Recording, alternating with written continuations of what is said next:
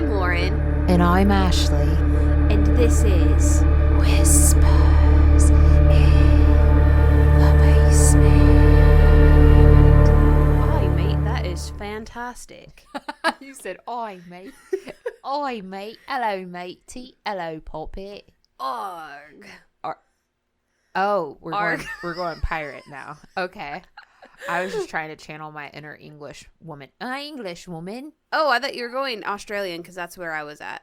I don't know how to do Australian. I The thought only that's thing how I it know how to sounded. do is, I don't know how to do Australian. I just know how to do English.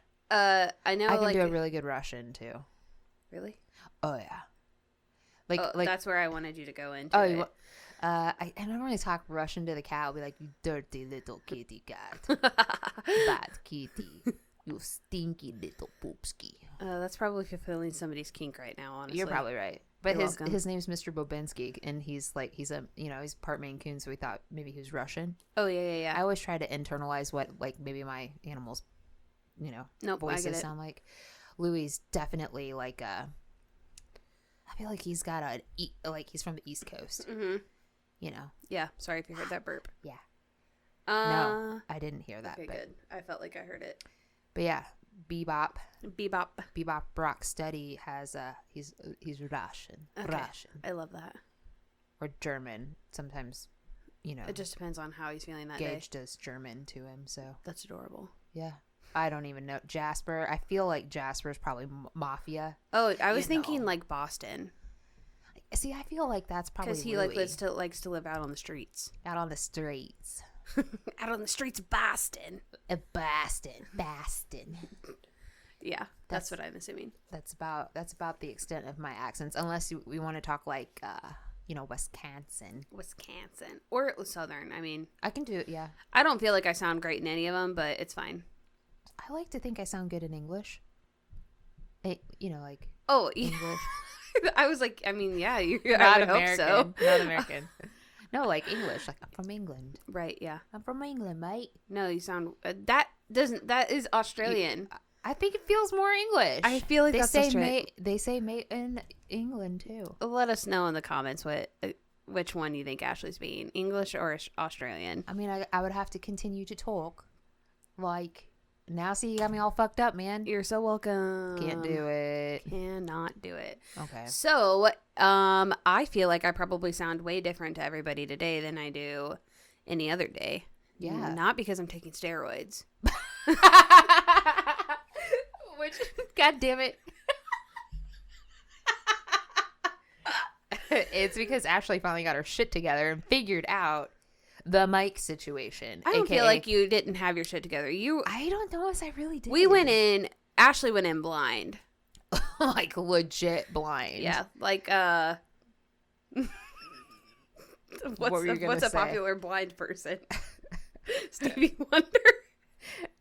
I feel like this is so politically incorrect right now. I had to teach myself. But yeah, invested in some new equipment. So hopefully this sounds pretty fucking rad. Yeah, we had to take out a loan with the mafia, and so we have like 1 week to pay it back with interest. Otherwise, they start taking our digits off. Oh God, I hope it's like not a pinky. I can't afford that. I just got these nails done. Oh yeah, Ashley got these like trendy little nails with the neon colors tracing the tips. Yeah, and then I tried to ask you if I looked trendy today, or I said I don't feel trendy today, but do I look like a glazed donut? Because that's what I was going for. Correct. To which you said no. No, so Ashley always thinks that she looks different than she does every single day to me, but I also feel the same way. My heart was actually broken when you said I didn't look like a glazed donut. No, your skin's kind of glowy, but it doesn't look like you were slugging. I want to be like that donut, that Krispy Kreme that just got flipped from the grease on the conveyor belt, and like the top of it's like, golden brown and glistening-y. But that is not you. I know, it makes me sad. I'm sorry. I guess you could just Crush carry my around dreams. like a whole tub of Aquaphor all day and just just lather continue it on. to lather my face. Yeah. Yeah, I don't know. I don't know if you'd get any clogged pores from that eventually, but I mean, I would probably fuck my face up for sure. probably. Face is already fucked up, but still. Shut up. I'm just kidding. No negative self-talk on this podcast. Today's podcast is brought to you by matcha lattes from the bean. Latits. They're called latits. Matcha latits. JK. No, but for real, today's episode's brought to you by who recommended this? Jamie. In our YouTube comments. Yes. She said, hey, you, do more UFO stuff. So that's what we did. We are giving the people what they want here at Whispers in the Basement. Yeah. So thanks. I feel like we sound like we're on talk radio today. Yeah, I feel like you're being funnier than me because you're saying things and I'm just sitting here staring at you like I don't know what the fuck's going on. But it's fine. Yeah. It's totally fine. You know, I feel like maybe just like being home yesterday and having no people interaction. I mean, like I talked to people on the phone, but I didn't talk to anybody. Yeah, but do you like walk around the house and talk to yourself? Oh, all day. Same. Yeah, I was going to say. Animals. Yeah, Sage and I have full ass conversations. Mm-hmm. Yep. Yeah. So that makes sense. Yep. Yeah. Hi.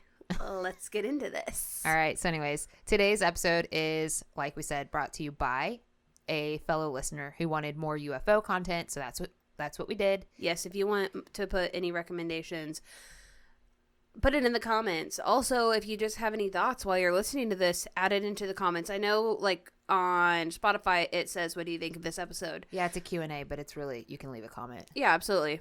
Mm-hmm. Blow it up. It's fine. Just don't leave any hateful... Or do. We still love you either way. Venmo me.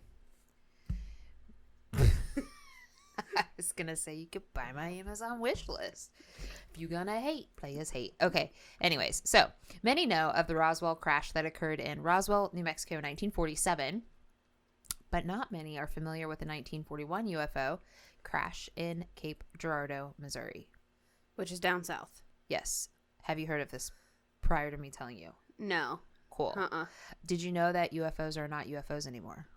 No, I did not. They are UAPs. They are unidentified aerial phenomena. I feel like they're just always going to be called UFOs to me. I mean, to me, they will also be called a UFO, just like Pluto will always be a planet and not a star anymore. But I was going to say kind of how like STDs are not STDs now, they're STIs. Are you fucking playing with me right now? No, I swear to God. What the fuck is an STI? Sexually transmitted infection. Okay. Nope. It will always and forever be an STD to me. I agree. Cool. That was way off track, but... You're welcome. That's just where my brain went. Thank you for educating me. Thank you for being so for real. Being so for real, girl. Dab me up. Ba-chung! My kids are probably cringing in the background. Absolutely. Shut the fuck up, Mom. Okay, anyways. So Cape Girardeau was first established as a French trading post in the early 1700s and remained a vital area for tradesmen due to its location directly off of the Mississippi River. It's a city that's rich in history, as it was also a place where Union troops set up camp during the Civil War, and it was explored by Lewis and Clark during the Western Expansion Expedition. Why am I telling you about this? I don't know. Because I feel like you need to know about... We love a backstory. Yeah, I feel like you need to know a little bit about Cape Girardeau. Also, you need to know that it's off of the river because of the land layout. So there's that. Yeah. Even though situated next to the Mississippi River, amongst the rolling hills, because there's hills and bluffs next to a river, are bouts of farmland. This area today is home to approximately 38,000 people. So it's about double the size of our place. They probably have better food options than we do. We're not telling you where we live, though. Because you're not going to come at us. I'm pretty sure that I said where we got our drinks from. You said the bean. Thebeanco.com. There could be like 10 of them. Who the hell or knows? the bean in Chicago. They have now. Maybe we're from Chicago. I mean, maybe we're from Chicago. It's fine. Anyways, since the alleged crash in 1941, there's been at least 32 documented sightings dating back to the late 50s. So 32 sightings in that same area. Okay. All sightings range from cigar-shaped objects to bright lights, disc-shaped objects, and even radar tracking UFOs. Also to note, I read that there's a belief that the Branson, Joplin, Springfield region of Missouri forms its own triangle. So like the Bermuda Triangle. Yeah. Which I think if you were to look at this on a map, I would be curious to see if it does sit laterally with the Bermuda Triangle. Oh, yeah, that is interesting. We'll have to look. Yeah, that would be good to look up.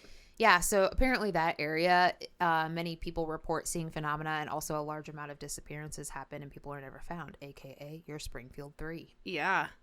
So maybe that's where they went. They just disappeared into a different dimension. Yeah. Or outer space. Yeah. Milky Way. Portal. Whatever. Black hole. Black hole. Yep. Black holes. Those of you that know me know how my brain focuses on black holes. Anyways, so we are going to start with Reverend William Guy Huffman. He's kind of the center point of this story. He's who a lot of our information comes from. So he was the new reverend in town in 1941, and he was given assignment by the Southern Baptist Convention to help with the Red Star Baptist Church. He was well known for his ability to raise money for funding churches and increasing the size of attending congregation. He was said to be a natural-born leader who expressed a lot of charisma, which made it easy for him to gain the support of the community, thrusting him to be a pillar of society. So he was like automatically, like an icon, a go-to. Yeah, a founding father, trustworthy type guy. So an early evening in April of 1941, no one knows the exact date, and you'll see why when we get to the end of this, but early evening of April 1941, around 9 p.m., the phone at the Huffman house rang and Reverend William answered. After a few minutes of being on the phone, he disconnected the call and informed his wife that someone from the police department had phoned to deliver some disturbing news. There had been an airplane crash on a local farm just outside of town, and one of the farmers had notified the police. The farmer had reported a brush fire and that people had been injured. Reverend Huffman was needed on site to assist with prayers for the injured or possibly deceased or dying victims of the crash. So to some, this might seem a bit strange that these victims were not picked up and transported to the local hospital for medical help, nor were they being transferred to the funeral home if they were dead. I don't know if that's how they're all handled these days. I don't know. I just know that was mentioned. Sound right. Like, it's a little strange. Yeah. So Reverend Huffman informed his wife that a car was on its way to pick him up, take him to the site, and he would return as soon as possible. He grabbed his coat and his Bible and waited for his escort. The vehicle that showed up to retrieve the Reverend was not your normal police car. It was a large Suburban. Many assumed that the sheriff was in the vehicle with him at the time that he was picked up, but there's also alleged rumors that he was not and that it was government authority that picked him up, which makes sense. Right. Black Suburban. Government. FBI. CIA. Being new to the area, Reverend Huffman was not familiar with where many things were located in the town, but what he did recall was a drive that was approximately 25 minutes and 15 to 20 miles just outside of the city limits. Pulling up to the crash, just a bit off of a local farm is where the site was at. The road was lined with vehicles of other farmers, police, fire trucks, and government vehicles. The number of vehicles that he recounted only led him to think that something serious had happened. Once at the farm, they exited the vehicle and walked about a quarter of a mile through woods and fields until the Reverend found himself standing in a large open field that could have either been a hayfield or a wheat field. Brush and grass burning, apparently ignited by the crashed aircraft. The Reverend observed a number of police personnel, members of the fire department, local newspaper photographers, and men who appeared to be government officials. Later, he recalled these men to be FBI agents. So you were right. Foreshadowing. Right. Through the smoke, the Reverend was a bit caught off guard by the wreckage. He assumed this would be one of an airplane, but what he was actually looking at appeared to be some type of unfamiliar flying machine. It was smooth, silver, disc-shaped, and made of metal. A little perplexed, he remembered what he'd been called to the site for and was immediately taken to the occupants of the flying object. 2 were located directly next to the craft and had appeared to be killed on impact, and a third one had been moved to an emergency vehicle as it was still breathing. He was brought over to pray and perform the appropriate ritual over the 2 deceased beings. His first observation of them was that these were not human. They were small bodies with large heads that had large oval-shaped eyes that were dark. Their facial features... Stop looking at me like that. Their facial features consisted of small slits for a nose, a small slit for a mouth, and no definitive ears. Their bodies also did not have any hair. All right, so 2 questions. I was waiting. I could see the mouse wheel turning. 1, did they have eyelids? Because, I mean, I know that Whenever deer die, their eyes are still open. They do have eyelids. Well, but I think when anybody dies, their eyes are probably open. I don't know. I've never watched somebody die or like came up on somebody dead. But also, if they did not have ear holes, do they like just read your mind? I mean, that's been said that sometimes they just like, it's like telekinesis. Telepathically. Oh, okay. Telekinesis is when you can move things. Telepathically, they talk to each other. Yeah, maybe they are telekinetic as well. I don't know about the eyelids portion. Yeah, or the ear hole portion. Yeah, sorry, I don't have that information. Yeah, you do you, boo. Anyways, so they were about 4 feet long and didn't appear to have any bone structure. Their attire was that of a metallic suit, which appeared to be wrinkled, much like wrinkled tinfoil. I was thinking those emergency blankets that you like keep in your car for if you get in a wreck. Yeah. Yeah. That was one of the prepper things that I bought whenever COVID hit at Walmart. Are you kidding me? Yeah, I also got like bleed stop stuff. That's what tampons are for. If you have an open wound, you can just pour this powder on there and it Aaron stops tells the bleeding. me any open wound, you just shove a tampon in there. Also true. I'm like, okay, I mean, I guess in desperate measures. Yeah. Anyways, if it wasn't a suit, then it was their skin because the two seemed to blend together at the neck area. So the creatures had long legs. I'm so glad that you said legs and not eggs this time. And long arms, fingers, but didn't appear to look like those of a human. Maybe 3 fingers. Did they describe the feet? No. Dang it, I want to know what their toesies look like. I bet they're the same. I bet like they're tingers. You know those people that have their really long toes that look like fingers? Clearly one of us only talked about selling feet pictures. The other one actually went down the avenue, probably a little bit further than the other one. Because Speaking of feet, she just touched me with her feet. I had to tuck my toes. It's my fucking shoe. Oh yeah, I don't have shoes on. I have socks on. It's my fug. Oh gosh. All right. So even though the crash site had fire, their bodies didn't appear to be burnt in any way. The craft itself was a metal disc that upon impact had a large gaping hole in the side. The Reverend stepped closer to the craft and peered inside to see a seat much like a driver's seat with an instrument panel that contained lots of gauges and dials that he'd never seen before. Inside the craft was a band of metal covered with rows of symbols that he could not read. He recalled later that they appeared to look like something he had studied previously and compared them to ancient Egyptian hieroglyphics. One thing the Reverend did notice shortly after his arrival was the amount of people that were arriving on the scene that were of military status.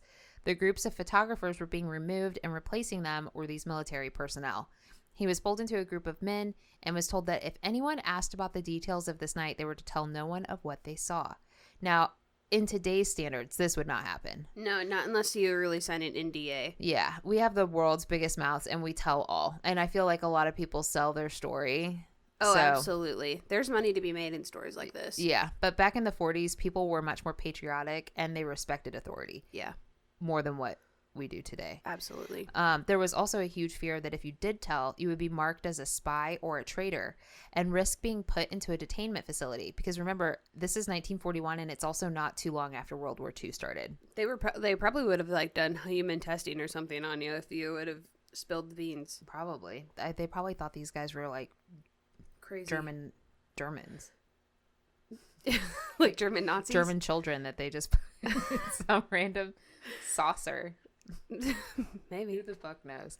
Anyways, okay. After each group of civilians was informed of the secrecy, they were removed from the scene. Government authorities started to clean up, including disposing of every piece of the craft and the bodies of its occupants. Reverend Huffman was packed up into the vehicle that he arrived in and taken back home. Once home, he hung his coat up and, surprised to see his family still up waiting for him, he decided to tell them the night he'd just had. They were sworn to secrecy to never talk about what he was telling them, as it was now a matter of national security. Once his story was finished, what sounded like one heck of a science fiction story, his family found to be truth, because this man, after all, was a man of honesty and integrity. Right. I mean, I would like to think that if Seth came home and was telling me that I would believe him. Yeah. You wouldn't believe Aaron? I mean, I think I would believe him. I would believe him. I'm woo-woo, though. So Right. I believe so much shit. It's Right. insane.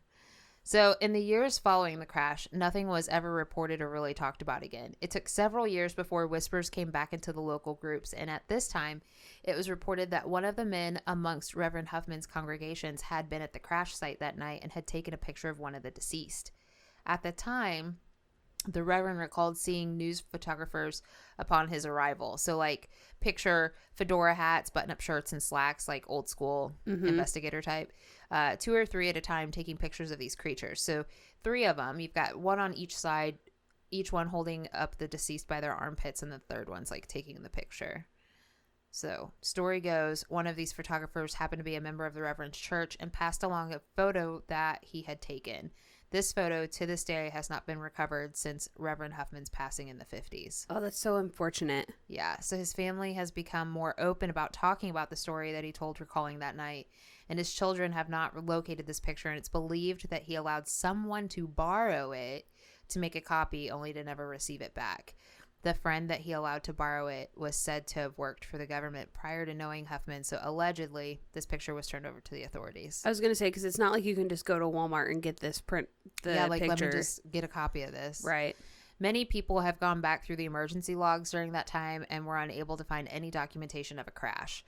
There are crashes before and after, but nothing reported during April of 41. Nothing ever appeared in the newspaper, and some researchers even went as far as going back through the old film bits to see if they could find some snippet of film from that night, but nothing. It seemed that all the film had been redacted and pieces were missing, indicated that someone had been there prior and removed the evidence of that night. Wow. So it's gone. Yeah, the FBI did a really good job of cleaning that up. They took a really big pink eraser and said, not today. Not today. You will not know. So it's no secret that after the crashing at Roswell that President Truman issued an executive order establishing a program known as the Majestic. So this group consisted of 12 members that came to be known as the Majestic 12. They were put in place to research the technology used on UFOs to develop our military weapons and also how to clean up any future crashes, what to do with the bodies of any passengers on these crashes, and how to cover this up from the public. Recovered memos from this branch of the government talk highly about the Roswell crash and the recovered bodies, but it also mentions this is not the first reporting of a craft with bodies that the U.S. government recovered. Memos indicate UFO crashes in which discs, crafts, and alien entities were recovered dating back to 1941. Some believe the mention of the 1941 incident is that of the Cape Girardeau crash. The memos from President Franklin Roosevelt to one of the generals at the Roswell crash mention reverse engineering the alien technology, and that it's believed that the information recovered from that was used in the Manhattan Project, also known as the project of the creation of the atomic bomb. Dang, how all the pieces just tie together. They do. They really do. So it makes you wonder also, like, we've talked a lot about how our technology just really like took a boost in during sections of the decade or whatever. Right. Century, not decades. I know. Century. But it makes you wonder, like, did we also discover things when we did reverse engineering on that stuff that helped us? Like, yeah, and that just triggered it. Did we come up with the microwave because of that? Like, who the hell knows? Yeah. You know what I mean? So I don't know. That is crazy. Yeah, so there's no evidence of it anymore. There was a little bit about how I guess the area, because now we've got highways and stuff down there that weren't there in the 40s. And somebody said that a gentleman that was plowing his field or something like that had found some bits of what they thought to be the wreckage, but it was, again, taken from the... Right, he's never going to find out anything. Yeah. So. But the one thing that I did want to mention is that this was not the first crash that I had ever heard about. So the earliest UFO crash I had ever heard about was it was in the 1800s. Oh. And it was in Texas. And that was kind of the same scenario where the occupant of the craft had passed, and they called in a reverend to give him his final rites, and they actually buried that occupant in this tiny town. And in the 70s, it kind of got brought back up again, and it sparked interest, and people wanted to dig it back up. Well, the cemetery committee wouldn't let them dig it back up, and then the headstone went missing. No way. And now the body's gone. So I can't imagine ever just being so like dedicated to a purpose or interested that I'm like, let me go dig up this dead body. I mean, I don't know. I feel like I could. I don't know. I just feel like there would. I mean, it would have to be good. Like, it would have to be a good reason to right, disturb. Like, let's say you were accused of a crime or something, and I had to. Mm-hmm. Yeah, sure, Mm-hmm. but I don't know if aliens. If I would be like, let me go dig around real quick and see if I can dig up this body. Yeah, there was also talk that some of the wreckage from that crash, that the sheriff at the time in the 1800s had taken it and actually disposed of it in a well on this land. And of course, you know, that land sells throughout history, and then somebody bought it and they were using the well water, and this man developed like this awful form of arthritis. I just don't understand why a well. Why would you throw it in a well? Yeah. I think it's because back then, I mean, people threw dead bodies in wells because it's deep, and they're thinking like nobody will ever find it, which nobody ever did find this because it caused such a problem with this man's health that they ended up they filled it with concrete. Oh, so it's just not usable anymore. Yeah. That's awful. Yeah. Dang, this was a good recommendation. I'm glad that you dug deep on this. Yeah. An ASMR teeth nail moment. Yeah. The other thing that I was going to mention is, you know, he talks about the hieroglyphics. Uh-huh. And there was a similar instance in the United Kingdom where a American military man, 2 of them actually, had been called out for some sort of disturbance in a forest. And when they showed up, they were walking through the forest and they came to a clearing where they encountered a craft. And one of them talks about how on the outside ring of this craft, it was spinning, and it was spinning what looked like hieroglyphics. Oh. Yeah. And he actually touched it. Mm-hmm. And then when he touched it, he could see, talking telepathically, right? Right. He could see numbers. It was like they were talking to him in numbers, which they talk about that a lot. Mm-hmm. They talk about like sequences and all of that. Yeah. Mm-hmm. And math it's a universal language. Math is. Yeah. It doesn't change per country like language does. So, yeah. I don't know. Dang, that is so crazy. I don't know. I just felt like I saw something out of the corner of my eye. This house is haunted, you know. Well. Well. Golly. I don't know where I was going with the math. I don't either. That thought's gone. Yep. Oh, yeah. So with the numbers, I feel like, because didn't he write them down? He did. Yeah. Because he had to get them out of his head. It just kept repeating. Yeah. And he ended up writing like a whole notebook of this. And nothing came of it? No, nobody's been able to break the code. Yeah, so I just feel like it would have to take the right person that is just curious in this certain, or somebody else that touches the spacecraft. Yeah. And they're able to piece the puzzle together. I don't know what. Okay, you can understand this because we both have the same color of eyes. Okay. So, did you know that when they break down the studies of people that have been abducted by aliens, that people with green eyes are abducted more than any other eye color? No, I did not know that. Why? I don't know. Oh, okay. I didn't know if you knew why. No, it's like I also have read that we have the smallest or one of the smallest percentage of people in the world with that eye color. It's like 2 or 4%.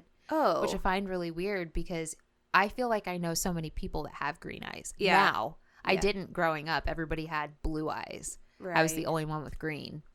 Everybody else had blue. But yeah, I read one time that green eyes are the highest percentage of people to get abducted by aliens. Great. Yeah. Maybe we have been and we just don't know it. I don't know if I really want to remember it. You want to go back into that memory? People would already like they already called me a conspiracy theorist, so my name would be tarnished. Okay, so I have to tell you about this one thing real quick. I will have to look it up as to what it's called, but it's this unknown. It's like a disease, and I feel like it came about when people were getting abducted by aliens. Take the mic for a second. I'm gonna Google it. Just start talking about random stuff. Okie dokie. Wow, I hate whenever the pressure is put on me to talk about random things. I think for dinner, I'm going to cook. There is this viral like In-N-Out burger. Hold on, I'm finishing my thought, man. Okay, goddamn. There's this viral In-N-Out burger that instead of a bun, you used grilled onions. It looks fire, so that's what I'm going to make for dinner. Okay, cool. I've done them on a quesadilla before. Ooh, that sounds so good. All right, so it's called... Bleh, it makes me so sick to think about this because it's called Morgellons disease. Mm-hmm. So it is fibers or threads, black stringy material that's in your skin. Nope, that's hard It's pass. absolutely gross. It makes me think of... I feel like that's a horror movie thing. It makes me think of the clusters. Yeah. Tryptophobia or whatever. Yeah. And that creeps me. Like the lotus flowers Stop that you don't it. like. Stop You're it. welcome. Yep. Gross. Anyways, it's like one of the first cases of that came about that was brought up. Mm-hmm. It was said to be a alien abductee. Ooh. Mm-hmm. So it's pretty rare then, I would assume. It is very rare. That's crazy. Yeah. Wow. That's what ancient aliens get you. Yeah, I was going to say. Random tidbits just stored up there for some. Yep. Ashley's Word brain vomit day. is Ancient Aliens and QVC. There's a lot of random shit stored up there. Absolutely. That's one of my favorite things is whenever, like, if you're a person that just has a bunch of random knowledge, I try to be that person that always knows enough of something to spark a conversation, like, with anybody. And I feel like you're the same way. Yep. Yeah. Just random shit that just... Mm-hmm. Did you know? Could I know more things that are probably more beneficial to me in life? Yeah. But if you want to know any holistic thing, I probably freaking know it. Yeah, because you rabbit hole that shit I like nobody's absolutely business. do. Yeah. We actually forgot to do a shout out. Oh, yeah. I was going to plug that at the end for you. Well, we need to do a shout out and we need to talk about the sticker thing. Oh, yeah. Okay, so I'll do the shout out. do it. So the shout out goes to Tulis Woodworking. It's the gentleman and the business that did our desk, which I have yet to post a picture of, but I promise you guys I will. He has a Facebook and he also joined us on YouTube today as a subscriber. So Yay. thank you, good sir. Much appreciated. Yeah, so if you need any custom woodworking done, hit him up. Yeah, he's pretty rad. I'm not gonna lie. This desk is This desk is awesome. Yeah. Yeah. Also, the stickers, I don't know the full detail. Oh, wait. Yes, okay, so the stickers. We have a bunch of stickers made, like 4 different designs. So we want to do a thing where we encourage our listeners to shout us out on social media.